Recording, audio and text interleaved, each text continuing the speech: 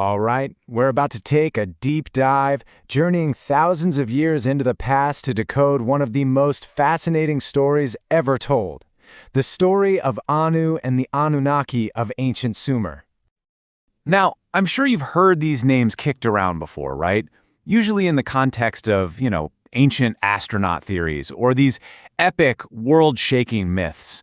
And the popular idea is that they were these literal, superpowered beings from another planet, just meddling in human history. But what if that's just scratching the surface? What if these stories aren't just about literal gods in the sky, but are actually a kind of cosmic blueprint?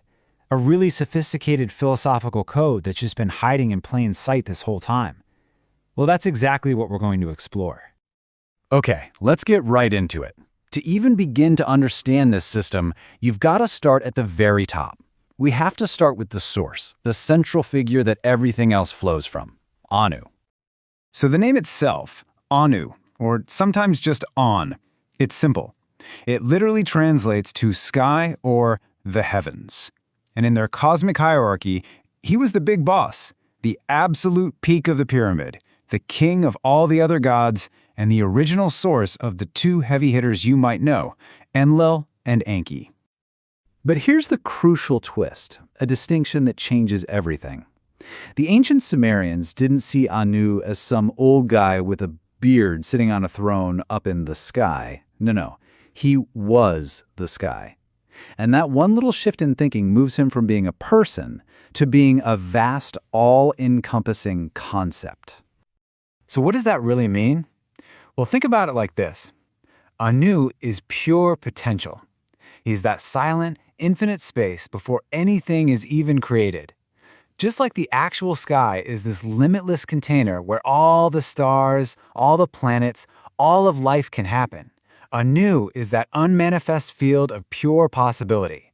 He's the invisible cosmic order that holds the entire universe together. Okay, so you have this vast, limitless potential. How does anything actually happen? Well, that's where the administrators come in.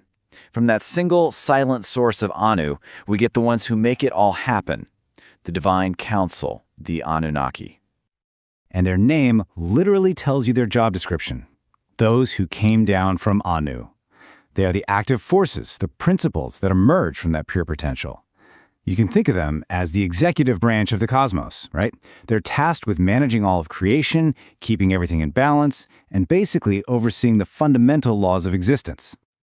And this wasn't just some random group. Think of them as a cosmic cabinet, a team of specialists. You had Enlil, who was all about authority and order, the force of the storm. Then there was his brother Enki, the master of wisdom, water, and creativity. You had Ninhursag, the principle of earthly growth, the incredible Inanna, who embodied both love and war, a force of pure transformation. And Utu, representing the sun, was all about justice and absolute truth. So you might be asking, how did this divine council actually, run the universe? This is where the whole thing goes from being a cool myth to a seriously sophisticated blueprint for how reality itself is governed. And this is where you have to appreciate just how brilliant the Sumerians were. They took these huge, abstract cosmic forces, things like gravity, time, justice, creativity, evolution, and they gave them personalities. They gave them names. The Anunnaki are not superheroes. They are the living, breathing personifications of the unbreakable laws of the universe. I love this metaphor. It's like they're a cosmic orchestra. Each one plays a totally different instrument, a different fundamental role. Enlil's strict discipline's drumbeat might clash with Enki's wild creative melody. But together, all their parts weave into the complex, beautiful, and sometimes chaotic symphony that we call reality. So here's the big takeaway. The whole point, really. For centuries, we've been reading these texts as just stories, as simple myths. But what if they're actually incredibly deep philosophical teachings, using stories to explain the most profound truths about existence itself? And these teachings are huge. First, they tell us the universe isn't just some random accident. It has a clear structure and a purpose. Second, they tell us that we as humans have a meaningful place within that cosmic order.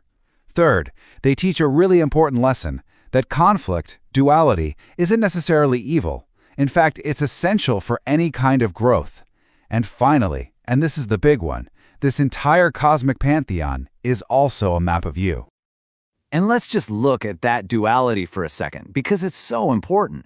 You've got the famous rivalry between the brothers Enki and Enlil. This wasn't just a divine family squabble. It's a metaphor for the timeless dance between creativity and structure, between freedom and discipline. And the myth's core teaching is that you need both. Any healthy system, whether it's a whole civilization or just one person, has to find a balance between these two forces.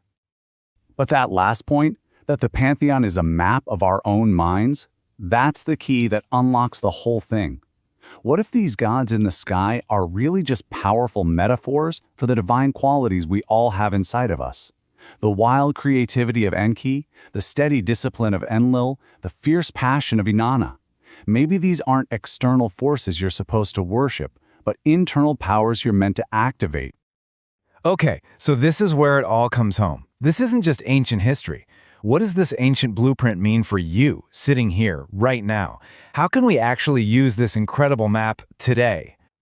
Well, it's actually a pretty practical guide for living. First, you recognize these cosmic laws in your own life and you learn to work with them, not fight against them. Second, you find that balance between the Enki and the Enlil inside you, your wild creative side and your need for focus and discipline. Third, you have to realize that your consciousness isn't just a passive observer. You are actively shaping your reality.